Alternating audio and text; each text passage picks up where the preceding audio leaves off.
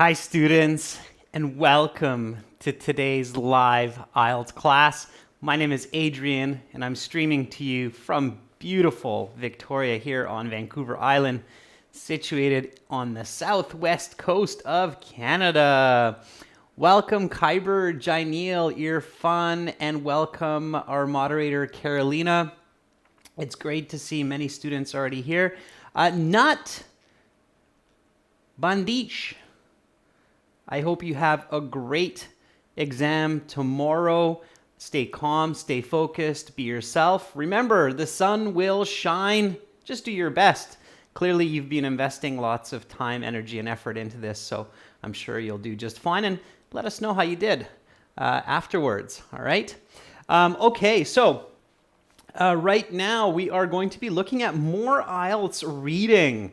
This week I put 2 of these in for our members so that we can really just get into it and practice and use the strategies that we've been learning throughout the weeks.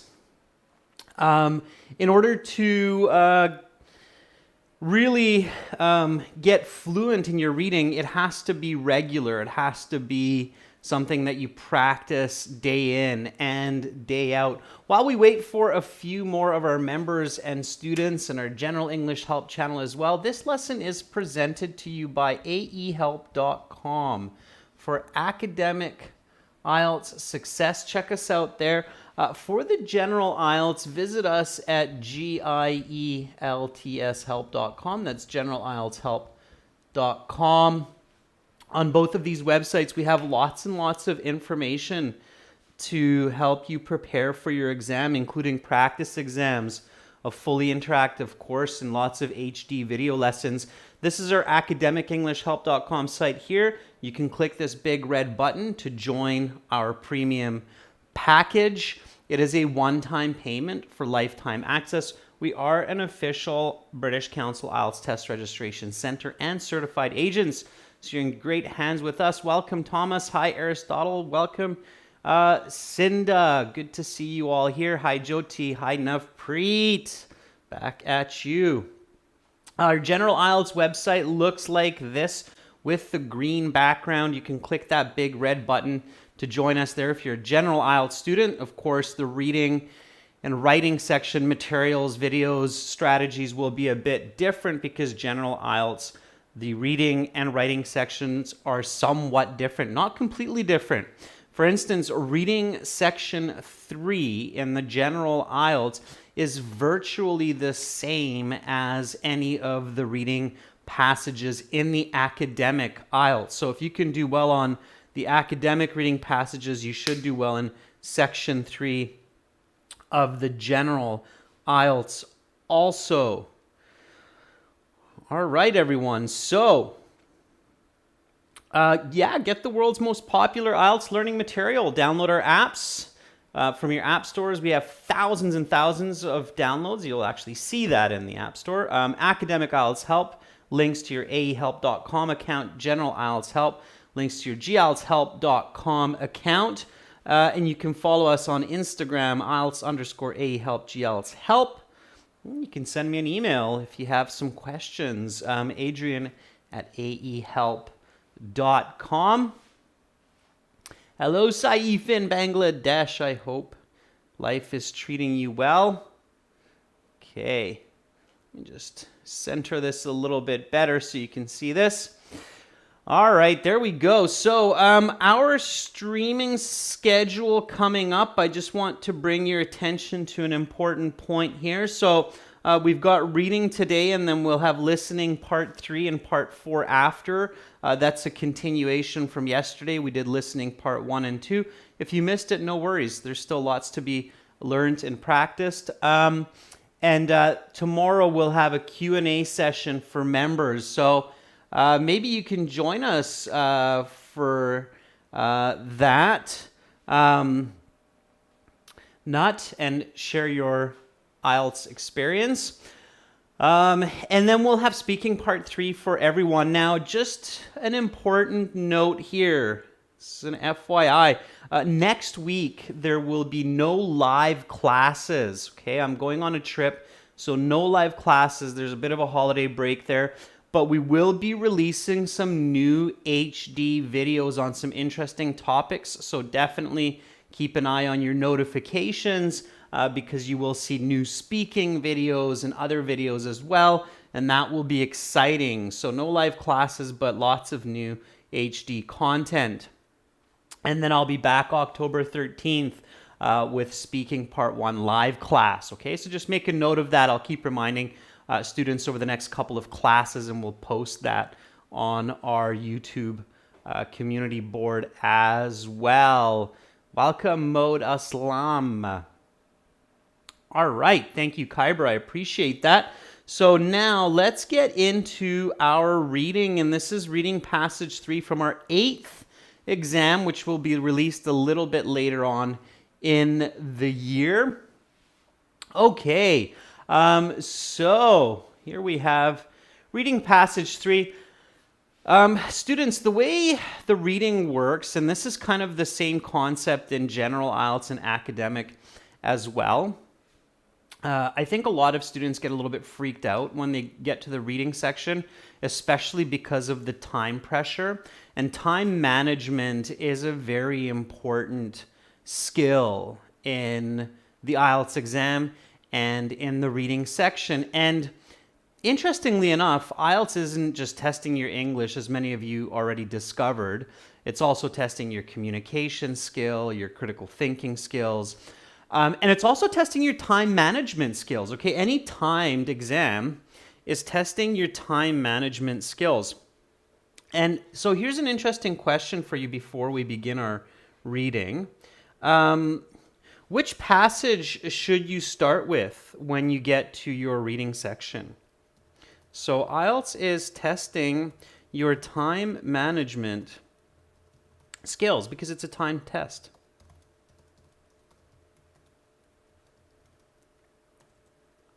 Okay, and clearly that's because time management is an important skill in life. People who have good time management skills tend to be successful. People who have poor time management skills tend to be less successful. That's a very common statistic, right? Jaineel, brilliant. Okay, very good. So Jaineel has the right answer. It's the topic that's more relevant or most familiar for you, okay? So my question here was, which IELTS reading should you start with? And the answer here, and Jaineel gave the right answer. Sorry. Okay, so Jaineel said, start with the one that's most familiar.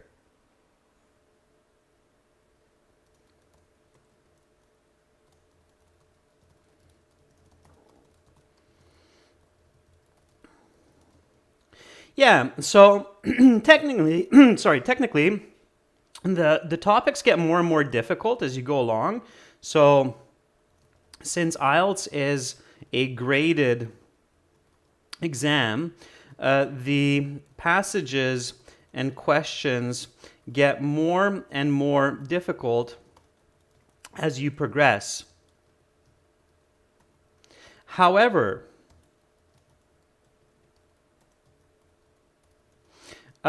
there may be a topic that is related to your major in university or your work, and you are more familiar with it, and you have more vocabulary in that field. Okay, so start with that one.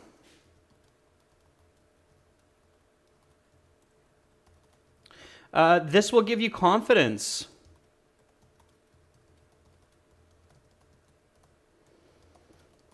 And help build your reading fluency. Okay. All right. So always start with the passage that's closest to you. The English language has become so big around the world And one of the reasons being is that in the last 100 years, where we have this technological and information boom and globalization, we need a common language, right? So we need a language that people around the world can use in their specific field of engineering, computers, graphic design. And if you happen to have a topic that's closer to what you know, start with that one for sure. If none of them are, okay, so this is an important tip too, because sometimes people say, well, none of them are. So if none of the topics are familiar,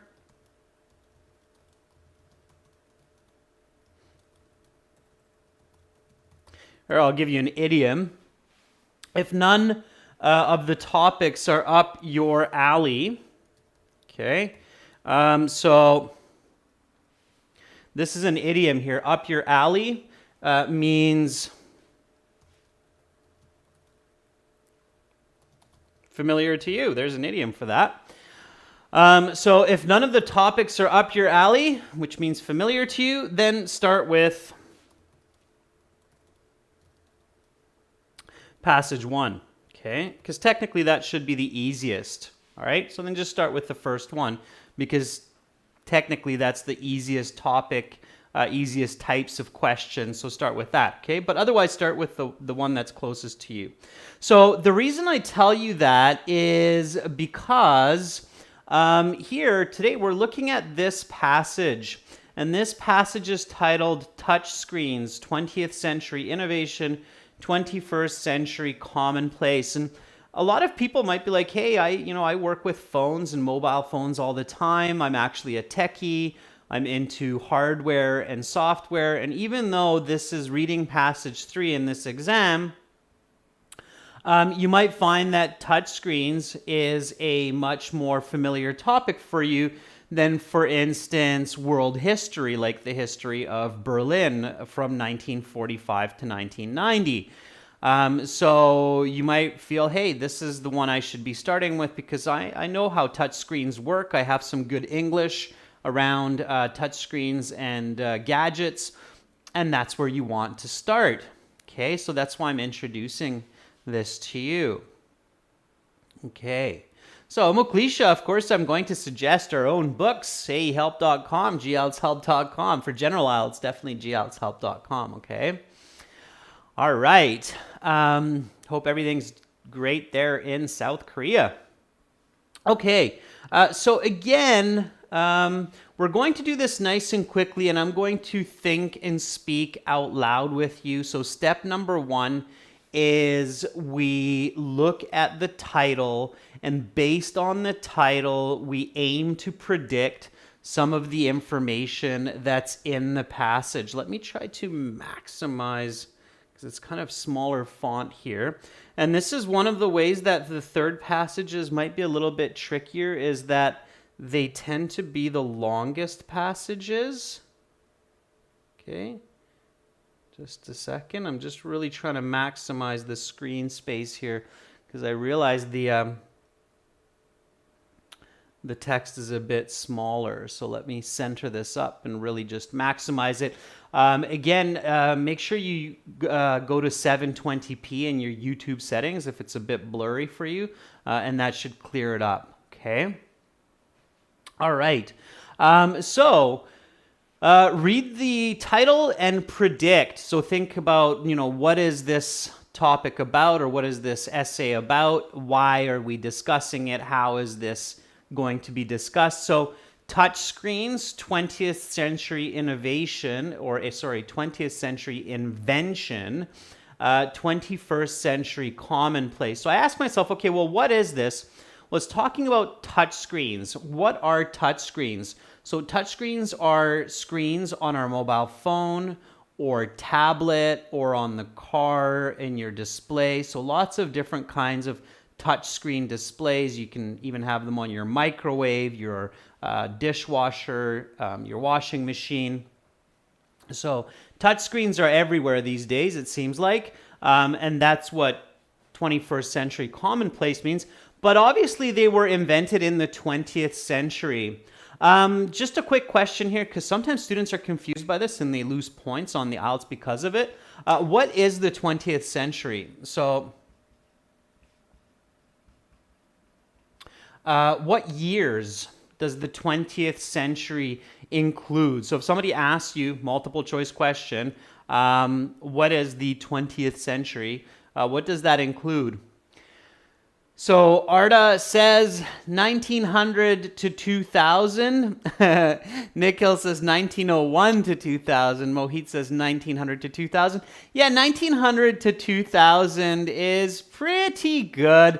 If we want to be really, really, really technical, it's actually 1900 to 1999. That would be the 20th century.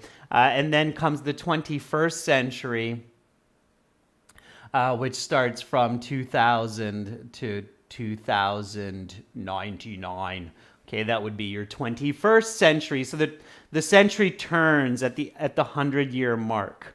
Okay, it's 100 years covering the 100 years of the previous century, right? So that would be your 20th century. Okay, so yeah, some people will say it's 1900 to 2000, but technically it's 1900 to the end of 1999. 1999, December 31st, if we want to be really technical. Okay, so keep in mind that sometimes people get confused and they think the 20th century is like in the 21st century. It's a common mistake, so be really careful in your reading and writing and listening and speaking for that, okay? All right. So here we go, everyone. Why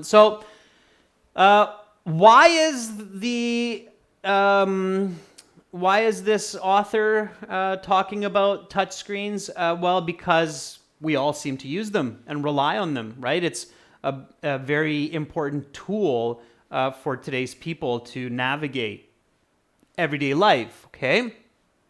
So that's why. And then how? So this is where the how question is really important. Well, you have a screen that displays information, and then you can touch the screen with your finger or with an object, right? The stylus pen. And oftentimes you have touchscreens where you can touch multiple points at multiple times. So there's different kinds. Yeah, Kyber says because it's very common nowadays. Okay, good. So now we look at the questions to get some more information. Okay. So here we have this interesting kind of complete the notes below. So it's almost like a summary completion, but not quite. You have no more than 2 words. All of this information is contained in the reading passage.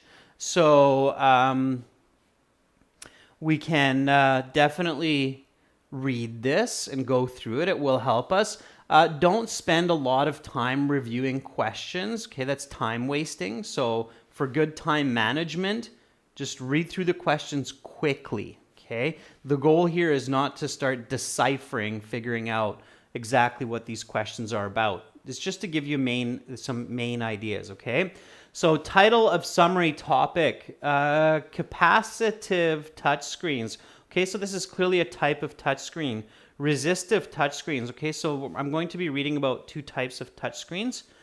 Johnson's touchscreens used as an insulator in transparent conductor coating.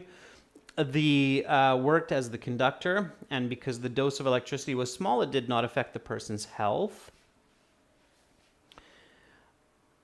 Oh, by the way, students, this is a reading class. So when I'm reading, make sure to read. Don't just listen to me. That's the listening class coming up next. Okay.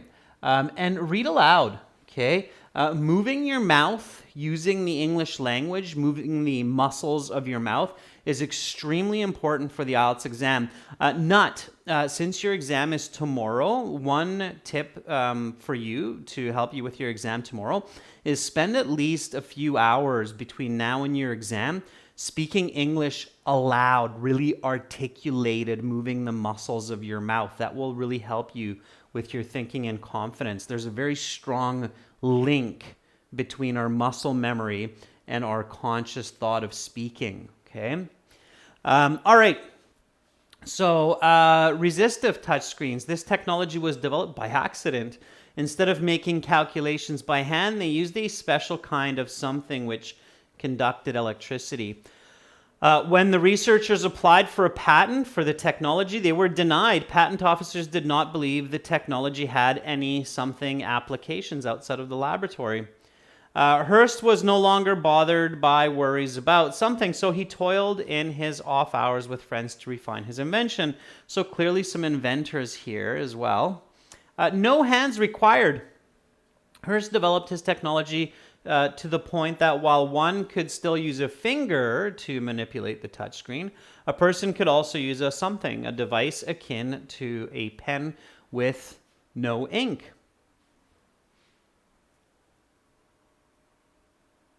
Okay, and then we have, again, these very popular true, false, not given. The reason true, false, not given questions are so popular on the IELTS reading is because you cannot skim and scan for these questions, and they don't want you to skim, read, and scan for answers. That's not actual reading. That's not good reading.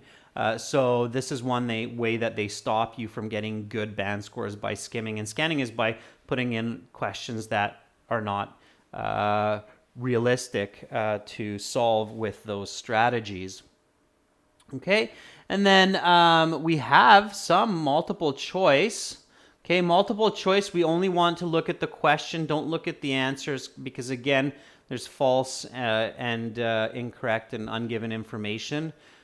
So which two of the following statements are made in the text about G.S. Hearst? So we're going to pay attention to this G.S. Hearst. He's definitely important. And then which two of the following statements are made in the text about E.A. Johnson? So clearly some information about here these scientists or these inventors. And that's it. Okay, so that's 37, 38. Okay, so you have to choose two letters. And then 39 and 40. So these are kind of multiple choice about these two people. All right. So let's get into some reading. And then we're going to do a bit of reflective reading. So I'm going to ask you what each paragraph is about as we read them. Okay? All right. Arda says, even some laptops have touchscreens. You're right, Arda, like the one that I'm using to control the screen. I don't know if you've realized that, but that's a touchscreen laptop. That's why I move it around like that. Okay? They're very good for these kinds of classes, Arda, where you're projecting for presentations, touchscreen laptops. Okay, so here we go. Let's read this from the top. All right. Now read with me nice and loud. The touchscreen is everywhere in modern society. While the most commonplace touchscreens are encountered is mobile phones, touchscreens are also found in ATMs, grocery stores, computers, and tablets, parking meters, cars, restaurants, medical equipment, and countless other applications. They are a part of everyday life that most people take for granted.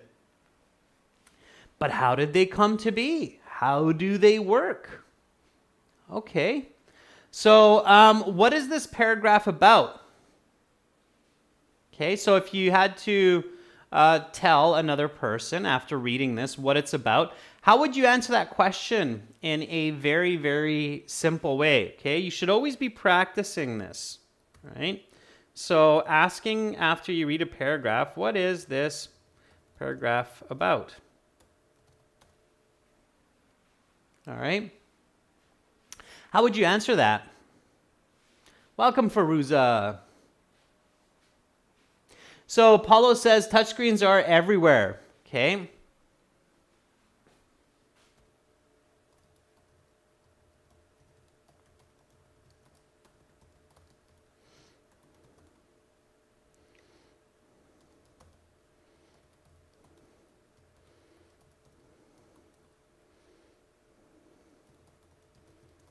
Yeah. So the commonplace applications of touchscreens in various parts of life, right? So it says medical equipment, computers, laptops, tablets, right? So Harwinder says the significance of touchscreens. Yeah, Fatima says where we can find touchscreens. Very good. Okay, so that's all we want to do. We don't want to get lost and forget what we're doing. So let's keep reading. Okay. The first touchscreen was developed in the mid-1960s. Sorry, that was pretty quick. Let me start that one more time. So again, read with me nice and loud if you can. The first touchscreen was developed in the mid-1960s by British scientist E.A. Johnson. As soon as you do this, visualize that you are E.A. Johnson. Okay, so you're this scientist. Maybe give yourself some curly hair. I don't know if E.A. Johnson had curly hair, but visualize yourself as a scientist with some curly hair. Maybe you've got glasses. If you give some visualization to this, then you're going to do much better. Okay, so there you are, you're E.A. Johnson, working in the 1960s. While working for the Royal Radar Establishment in Malvern, UK, Johnson's invention utilized what came to be known as capacitive touch. Now remember that both of these were highlighted in the questions, capacitive touch. So maybe you've got a hairpin, it's a giant C, okay?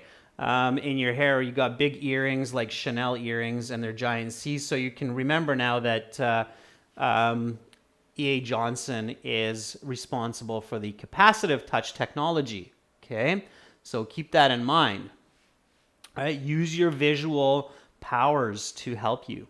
All right. Okay. It worked by using an insulator, usually glass, that had a transparent conductor coating, such as indium tin oxide. The finger acted as a conductor for electricity, a very small amount that was not damaging to a person's health that activated the desired input. This device had limitations. First, it could not handle multiple touches at the same time. That is, the device could only register one touch at any time. Second, it could not register sensitivity. It was like a light switch that registered either on or off, and nothing in between. Touchscreens that could handle variations of pressure would not come until decades later, though Johnson's touchscreens were lacking certain aspects of modern touchscreens. They still found important uses in the latter decades of the 20th century. His touchscreens technology was implemented by air traffic controllers in the United Kingdom and was still in use until the late 1990s. Okay, so that's E.A. Johnson.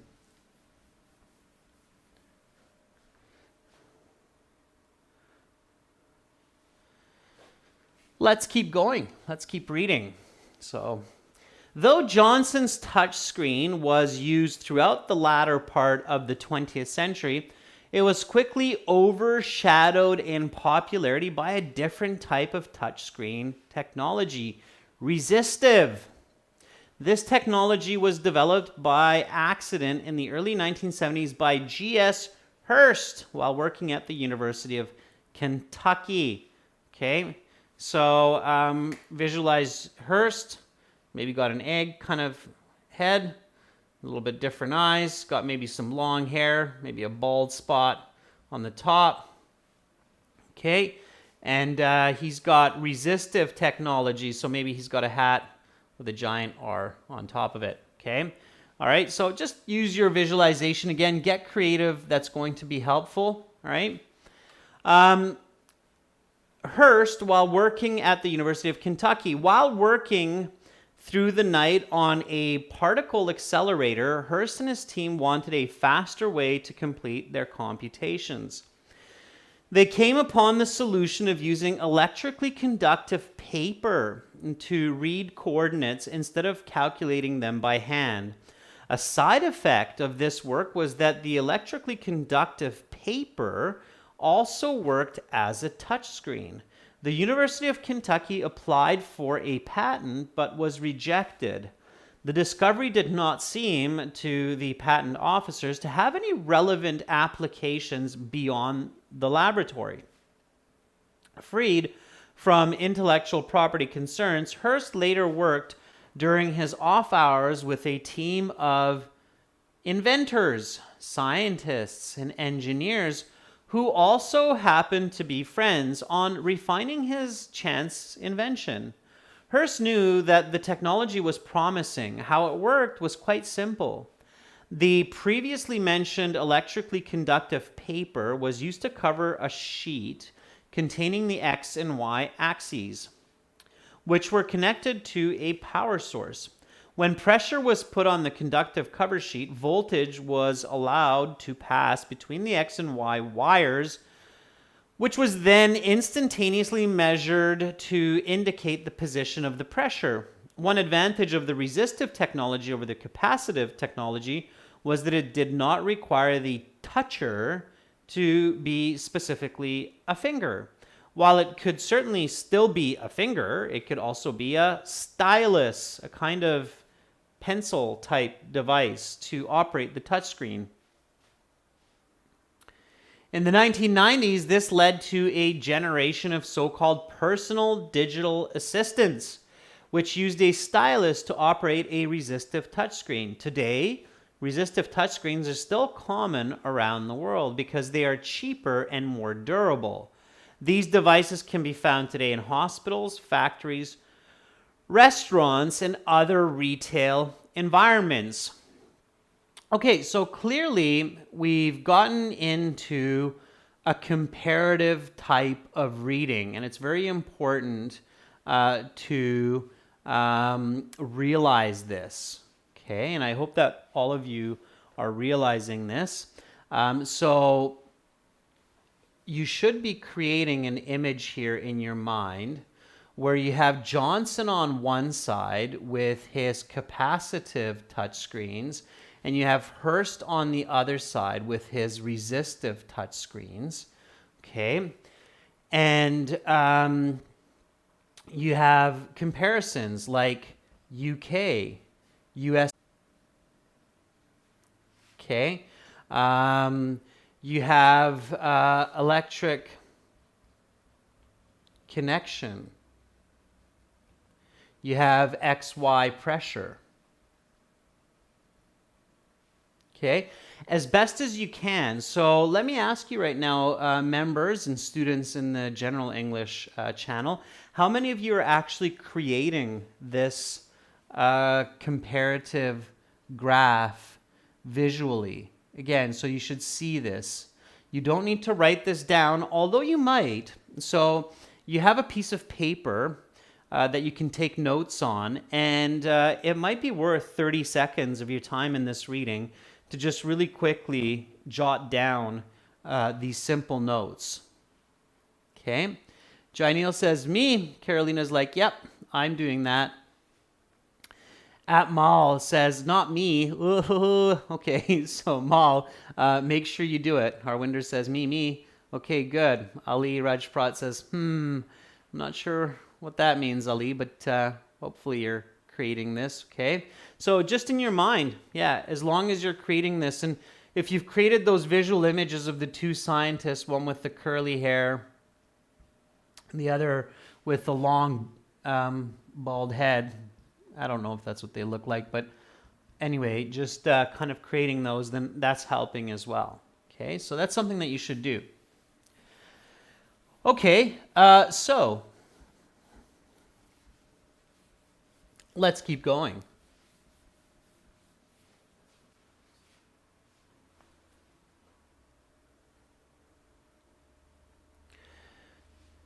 The next technological development, which was critical for the device you have in your pocket, is the ability for a touchscreen to be contacted in more than one position, i.e. with two fingers at once. This functionality is fundamental to the operation of modern smartphones. Multiple finger gestures are made to zoom in and out of web pages, photos, or maps, among other useful functions. Interestingly, And this technology is built upon the foundation laid by E.A. Johnson in the 1960s and 1970s. The capacitive aspect of the touchscreen, while certainly more complex than previous iterations, is fundamentally the same as that from half a century ago. Modern modifications have allowed for multiple touch points as well as pressure gradations, but the technology is remarkably similar to its origin. So again, when you see that division, E.A. Johnson, multiple touch points. Okay.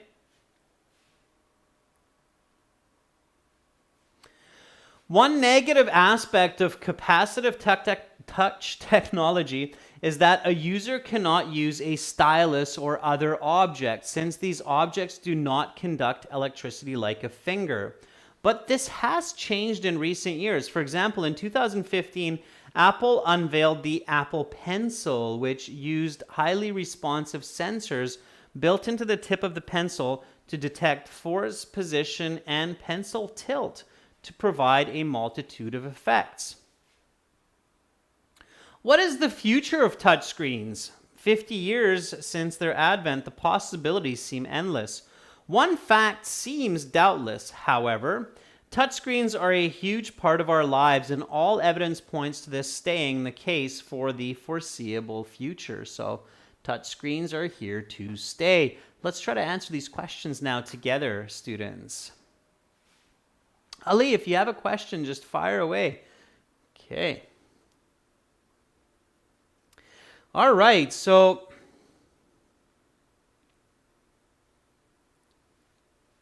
here we go. The title of the summary topic, capacitive touchscreens. So remember those big C earrings. Johnson's touchscreens use something as an insulator and a transparent conductor coating. So you have the touchscreens of Johnson. What was used as the insulator? So as the padding. Insulator is kind of like the padding, okay? Insulation is the sponge that you have in your walls to keep your homes warm. So what is the insulator for a touchscreen? Okay. Jyoti says glass. Mohit says a glass coating. Okay, let's see how many words were allowed for this. So it's no more than 2 words. Yeah, glass or glass coating. Fatima says glass as well. Very good. And again, if you know about hardware, then you know that we use glass as the insulator in many cases.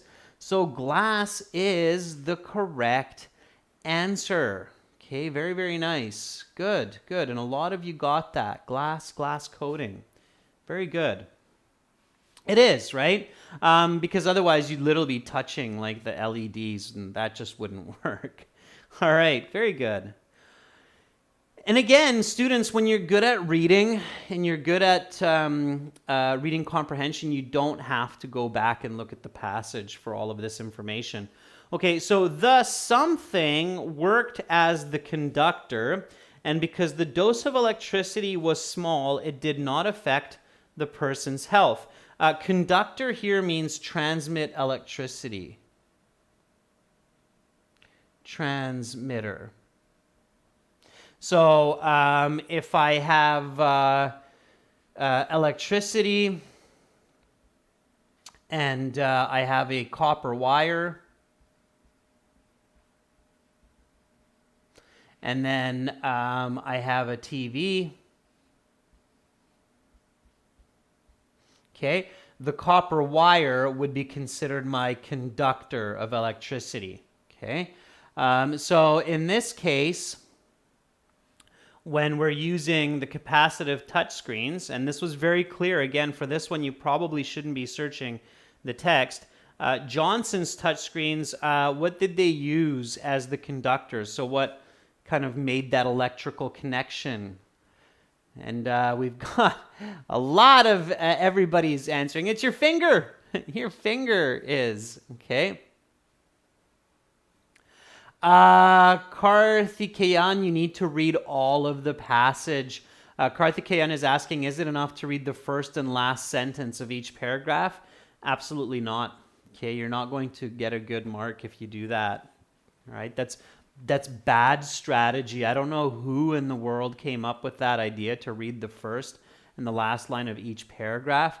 If you do that, you're going to bomb your IELTS reading score.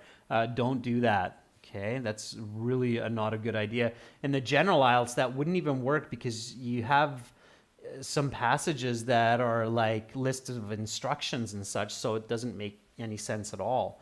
So no, don't do that. Okay. Yeah, 28, finger.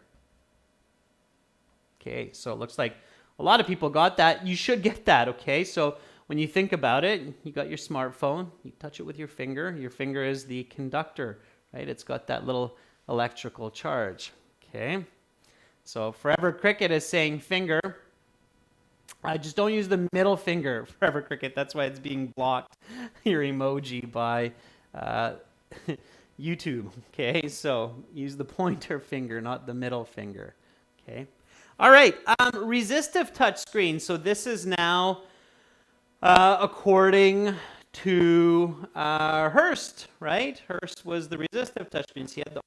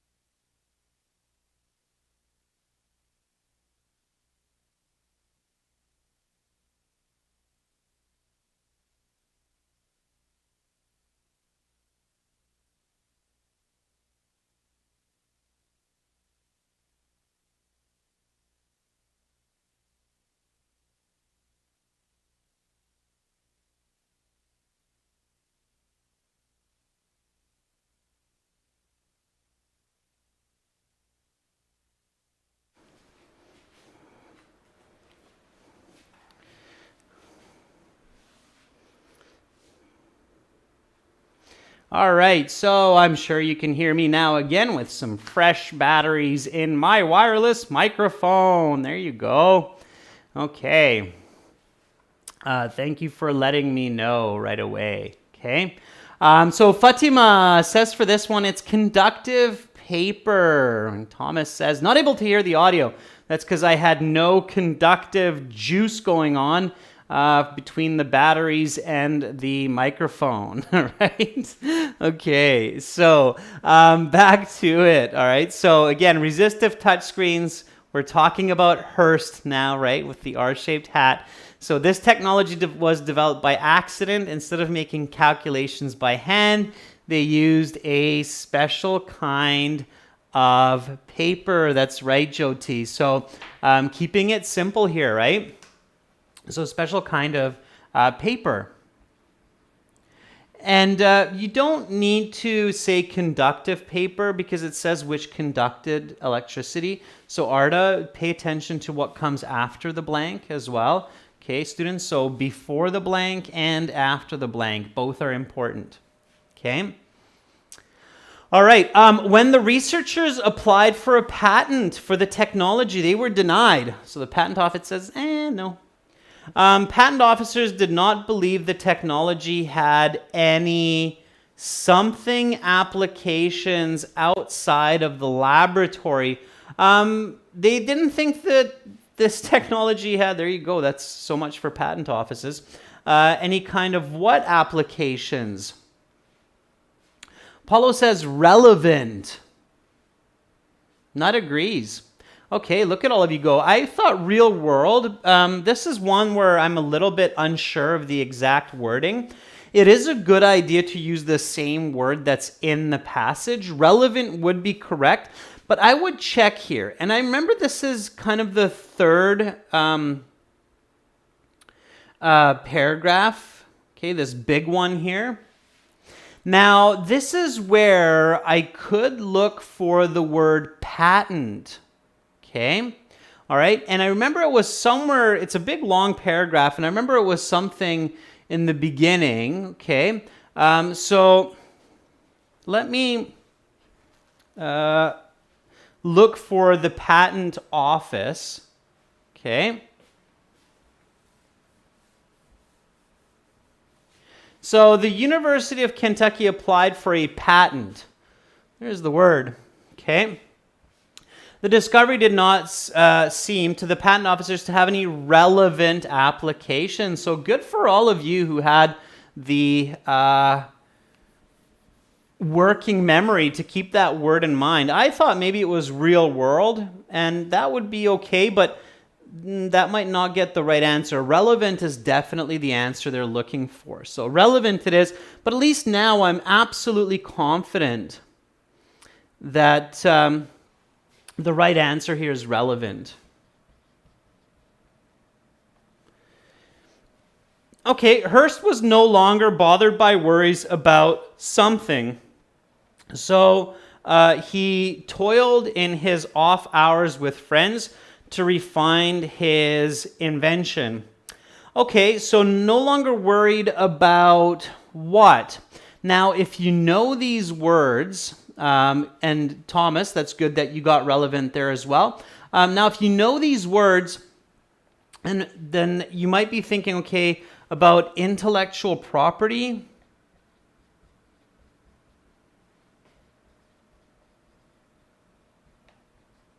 Rights. Maybe something like that. So when you have an invention, you have what's called intellectual property rights to it. Okay. But I'm not exactly sure what this is again. So I'm going to go back and check one more time. I know that it's in the same paragraph, so I might as well take a look one more time and just be absolutely sure. Again, it's okay to do this for a couple of questions as long as you're not doing this for all the questions. So this is why it's important that you get words like finger and paper without searching the passage so that you can spend a little bit of extra time on these less clear answers. So beyond the laboratory, freed from intellectual property concerns.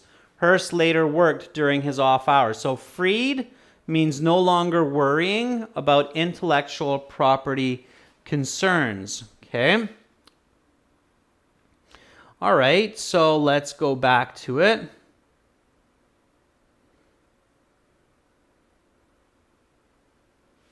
So Hearst was no longer worried about intellectual property.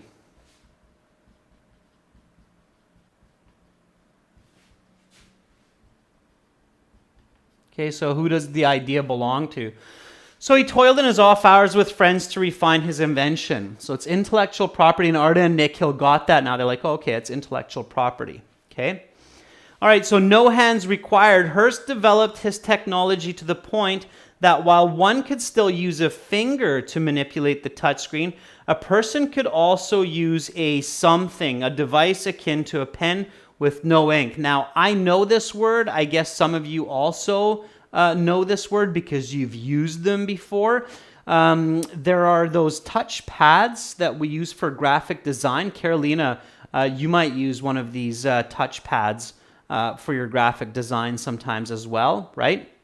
And all of those touch pads use this non-inking kind of pen. And yeah, I can see that all of you are like, stylus, it's a stylus. Yeah.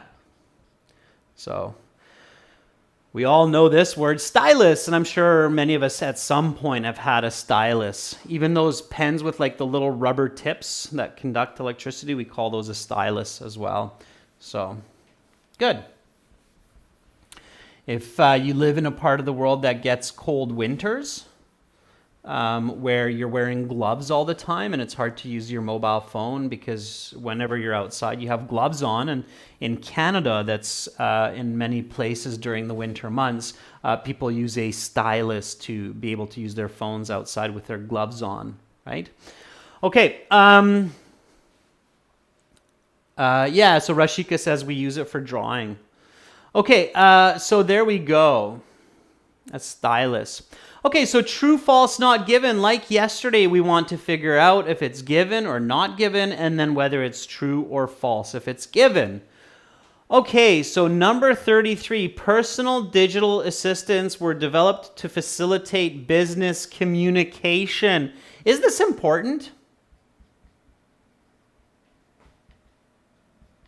So is it important to know that some of the early touchscreen devices, these personal digital assistants, what their primary goal was, and if that primary goal was not only for business, but for business communication? Yeah, so I would definitely say not important here, okay? Because it's too much detail. Remember that these IELTS passages are only like 650, 700 words. So when you have a topic about touchscreen technology, this would be considered too much detail for this amount of writing. So I would just very confidently go with not given because it's not important in this level of discussion. Okay, that's clear, I think, for everyone. All right, 34, multi-touch gestures facilitate the magnification of web pages and photos. All right, so is it important to know why we would have multi-touch gestures on touchscreens? So think about this, it's the why question. Why questions are usually very important. Okay, so number 34, why questions, why you have something is very important. Okay, personal digital assistant is a specific device, and even though it's a why, the device itself is too specific. But here we're actually talking about not the device, but about the touch technology. And this passage is not about the device, but it's about the touch technology. So discussing the reasons for the touch technology is important, and it's going to be true. So this is true. We talked about that, and you should have visualized that as well. Okay, so Fatima says it's true, Gurjeet says it's false, but it's not false because we know that that's what we use it for, to magnify web pages. Okay, so good for you, Gurjeet, with the true there. Oh, sorry, Gurjeet, earlier you said true. Okay, don't jump ahead in the answers because then I get confused. Okay, so stay with the answer that we're on. Okay, Jenny, you're right. It's true.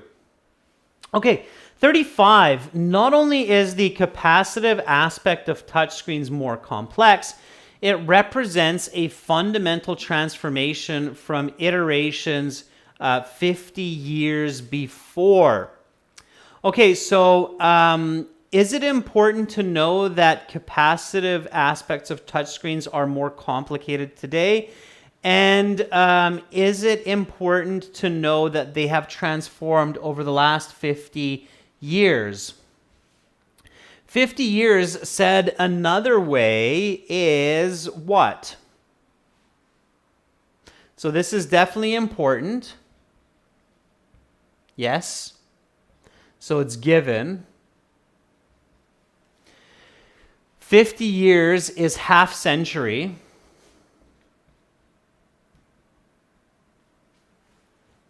Okay. And I remember reading about half century near the end of the passage.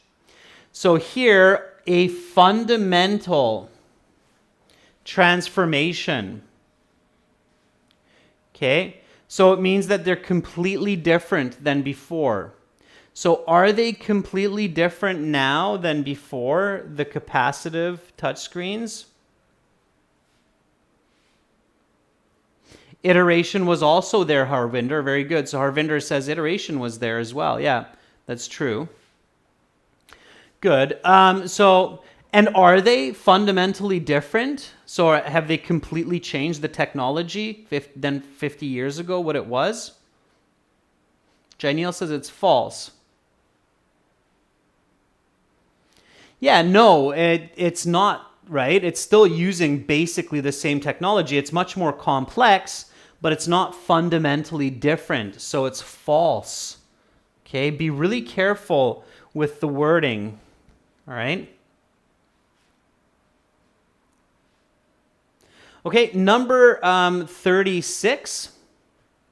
Apple was the first company to unveil a highly responsive stylus able to detect force and position. Okay, so is this important? Maybe.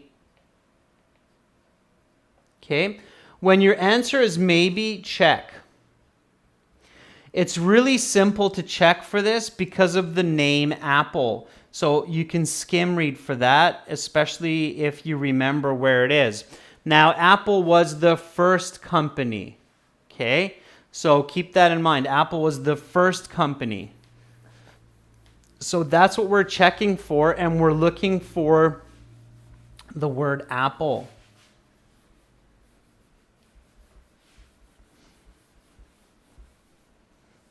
Okay, so let's have a look at that. That was near the end. Okay, we're looking for that big A, Apple. Okay.